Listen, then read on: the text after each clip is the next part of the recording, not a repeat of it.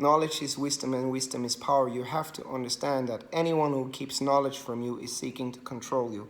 Anyone who wants to know more than you and keep knowledge from you is seeking to control you. This is how the Salafi movement works.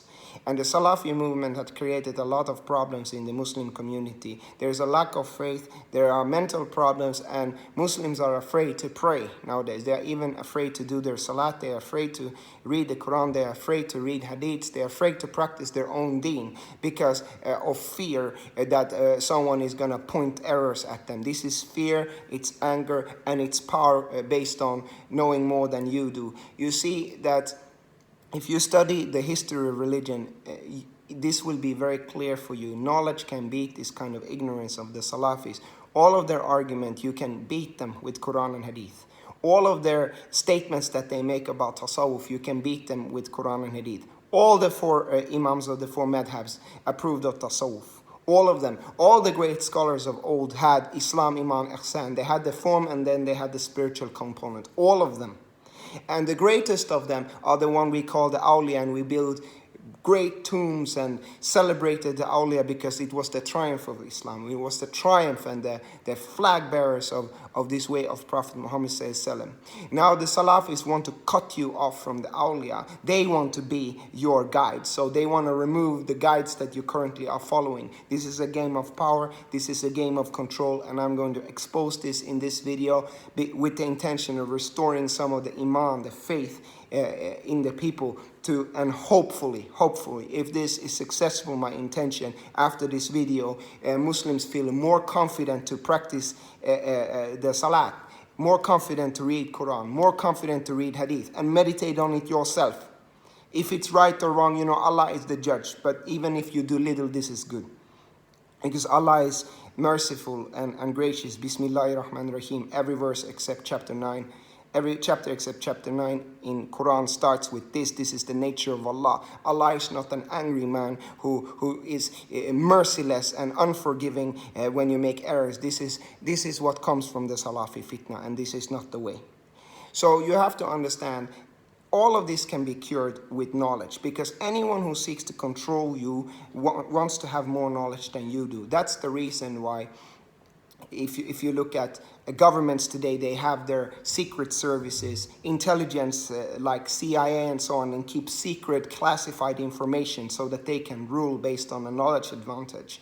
The same in companies. You have management board meetings. Many of them are confidential so that they talk about sensitive things that you don't know about. In the same way, the Salafis keep you from knowing about Quran and Hadith and the history of Islam and history of religion, so that they can be the ones who decide the narrative for you, and they can be the ones who define the truth for you.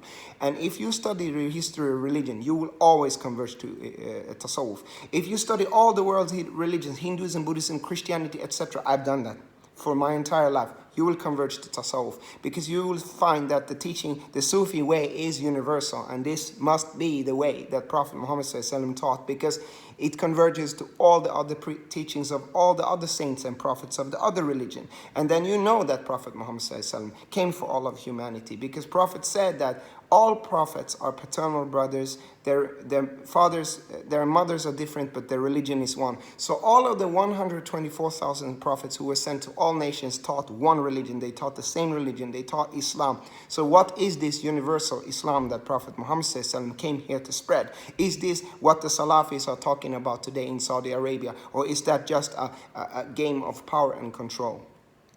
You see, if you study the history of religion, you know that the church has banned mysticism. The church has banned the Gnostics. They banned any spiritual, deep interpretation of the Bible, because that way the church could be, historically, the only one who decides the narrative.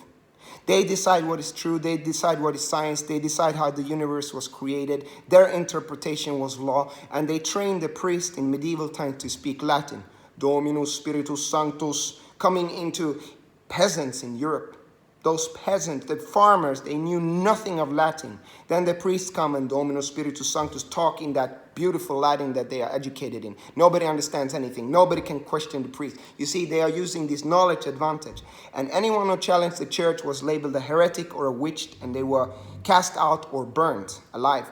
until the age of enlightenment, where scientists started shooting holes at the arguments of the shirk, because truth always wins in the long run. Falsehood is only temporary. That same, I predict, will happen with the Salafis. Over time, when Muslims study more and more spirituality, they try Kundalini yoga, they try Buddhist meditation, they will see that the universal teaching in Islam is that of the awliya. It is that of tasawwuf. It is that of Islam, Iman, Ihsan. It is the path of Prophet Muhammad sallallahu alaihi wasallam. That is where you find those teachings. You don't find them among the Salafis. So they play this game of knowledge to you. And what the Salafis do with their attacks, oh, Sufi do innovation, they do grave worship, it's shirk. All of these attacks has one intention. And when you become spiritual, this is also why anyone who wants to use religion to control people, and this is typical for rulers historically, they remove the spiritual side because they want to blind your third eye, or like we say, make your heart blind. They want to make you stone heart. They want to make you stone heart. They want to make you a rational robot. The Salafis want you to be a rational robot, no stone heart, no heart with faith. No. The Salafis don't want you to have a heart with faith, because when your heart has the light of Iman, you start seeing the intention of people's behavior. The intention, niyyah, first hadith of Bukhari, our deeds are based on our intention. What are the Salafis' intention? What is their real intention when they are saying that Sufis are grave worship? Because so many scholars and so many muftis of the Sufi way and other way have explained what tawassul is, what it means to seek intercession from a saint, and the saint are not dead, because it says in the Quran that people who die in the cause of Allah are not dead, they are alive, you just don't know. So seeking for the help of a saint in a tomb is the same as asking a living Imam, Ya Imam, can you help me? We have explained this so many times, but they refuse to acknowledge it. What is their intention? Why won't they listen? Why won't they accept that all the four Imams, Shafi'i, Hanifi, Hanbali, Malik, accepted tasawwuf, the Sharia wa Hakika, the form and the essence? Why don't they accept that? What is their intention?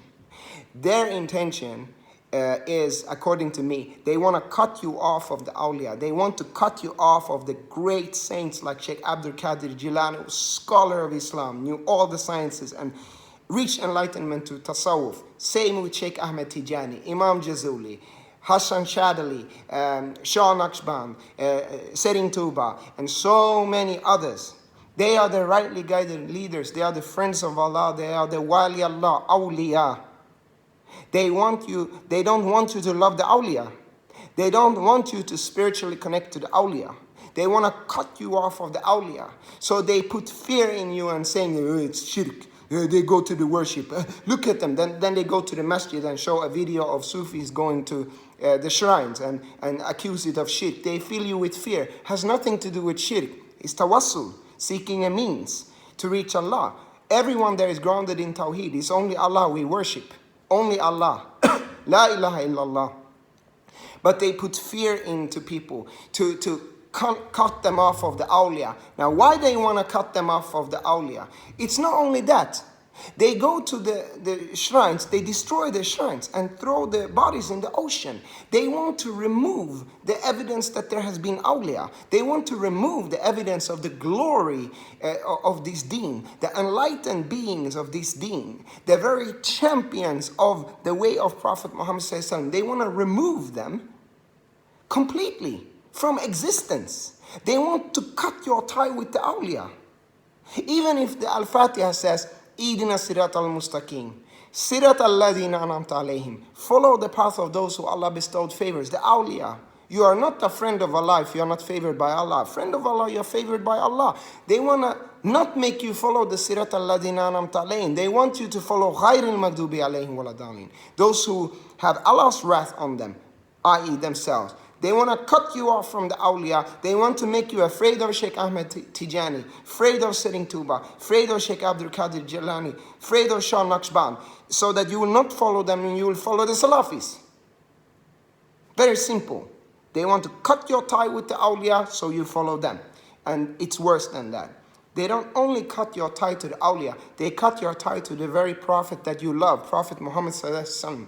Allahumma salli ala Sayyidina Muhammad wa sallim. Allahumma salli ala Sayyidina Muhammad wasallim. Our beloved Sayyidina, teacher, master, guide, Muhammad Mustafa Alameen sallallahu alayhi wasallam. They want to remove your spiritual link to Prophet Muhammad sallallahu alayhi wasallam. Yes, it's possible to be spiritually guided by Prophet. It said in Hadith, the one who sees Prophet in dream, it is him, because Shaitan cannot take the form of Prophet. So if it is possible to see Prophet in a dream, it's possible to be spiritually guided by the spirit of Rasulullah sallallahu alayhi wasallam. How do they cut your tie to the Prophet? Some of them even want to remove the tomb of Prophet Muhammad sallallahu alaihi wasallam. May they never do that. I don't believe that they ever going to do that. The angels are not going to allow that to happen. That's what I believe. They want you to stop saying Allahumma salli ala Sayyidina Muhammad, Allahumma salli ala Sayyidina Muhammad, Allahumma salli ala Sayyidina Muhammad wa sallim. They want you to stop to do Salat ala Nabi. It's shirk. No, it's not shirk. You are the one who is committing shirk. It's not shirk. It says in Quran, Inna Allah wa malaikatahu yusallu ala an-nabi, ya ayyuhallazina amanu sallu alayhi wa sallim taslima. Send blessings on Prophet, because that creates the spiritual link between you and Prophet Muhammad sallallahu alaihi wasallam, and the ultimate sirat alladhina anamta alayhim is Rasulullah sallallahu alaihi wasallam. And the more you do Salat al-Nabi, Salatul Fatiha, I do some 3,000 Salatul Fatiha. Other tariqah have other Salat al-Nabi like Dalal al-Khairat. It connects you to Prophet. And when you connect to Prophet, your heart becomes rightly guided. So do a lot of Salat al-Nabi. So they want to remove that and make you feel that, if you say that, it is shirk. It's not shirk. And they even want to ban Mawlid, the celebration of the birth of Prophet Muhammad sallallahu alaihi wasallam. How dare they? You see, any one of the awliya or Prophet himself, they want to cut your tie to them. Why? Because they don't want you to be spiritually guided by the rightly guided leaders of this way. They want to be your guide. They want to be your prophet. They want you to follow Abdul Wahhab and their way and their interpretation of what was the true religion. They don't want you to follow the ones who Allah has favored and Prophet Muhammad sallallahu alaihi wasallam. So this is why they attack graves, they attack zikr, they attack anything. Even zikr is in so many hadiths. It's in the Quran. Verily in the zikr of Allah, hearts find rest. So the Quran says that you will find peace in your heart if you do zikr Allah. Yet they want to remove that. Group zikr, it said that the angels are present in the hadith. Yet they want to remove group zikr. What kind of hypocrisy is this? Can we not see what intention they have? They want to remove the ones you are following, so you follow them. This is it. They want to remove your true guidance so that you follow them. And when you cut the tie between the people and the awliya, you cut the tie between people and Prophet Muhammad sallallahu alaihi wasallam, they follow a theoretical Islam. They follow a theoretical Islam. They follow a theoretical Islam of the mind, a rational deen that someone has argued for logically with logical proofs from Quran and Hadith. And that is what people are following today. A logically created construct of scholars that is hypothetically the correct religion, because after 3 generations after Prophet it went astray. That's not completely true. It's true that Prophet ﷺ said that, but the deen, it always goes astray after the Prophet leads. But there's a mujaddid. Read the hadith that every 100 years this way is renewed by the mujaddid. So the renewer comes. So Allah has not, this argument that somehow Allah has abandoned his people for 1,000 years and left them astray, and only Abdul Wahhab knows the true religion of what was practiced during the time of Prophet. Prophet is not a dead reality. The Hakika Muhammadiyah, the Nur Muhammad, it is a light that always is there. It is there with the rightly guided leaders. It's living. The Ummah was not astray for 1,400 years, 1,300 years. It was guided by the Spirit, by the rightly guided leaders, the Sirat alladhina anamta alayhim. So that argument is only for money and power, and through Saudi Arabian oil money, they have spent $75 billion exporting Wahhabi Islam, building 1,500 masjids and so many Islamic colleges all over the world, spreading their extreme doctrine. Why do you have King Faisal Masjid everywhere? King Faisal Mosque, King Faisal Mosque, King Faisal Mosque. Why are all the children's booking prayers produced in Saudi Arabia or Kuwait or something like this? They are exporting this way. And they want to cut you from the awliya so you follow them. This is a trick. Don't fall for it. The result is that your iman is not there. Your faith is not there. You don't trust in Allah anymore because you're not following the ones who really represent Allah. You're following people who are following an illah, a construct of God. And the result is that you think that God is angry, God is merciless, God is unforgiving, God is cruel to you, and God will punish you if you make one mistake when you do the salah. This is not Allah. Allah is Rahman, Rahim, Ghafoor, Latif. Allah al-Haq, Allah is truth, reality. Allah is salam, salam, peace. Islam is peace. The rightly guided leaders, the awliya, are living on the vibration of peace. They are living on the vibration of iman, of faith, of the heart. Cut the tie. Read, find out the truth, because wisdom is power. When you find out the truth, you find out the universality of the way of the Sufi. This is the religion that has always existed in so many different forms. In India it was practiced, by Buddha it was practiced, by so many different forms, and the final prophet is Prophet Muhammad in this time period. This is the way. It's a way of love. It's a way of patience. As-sabr, because Allah wadud. As-sabr. These are qualities of Allah. These are qualities of Allah.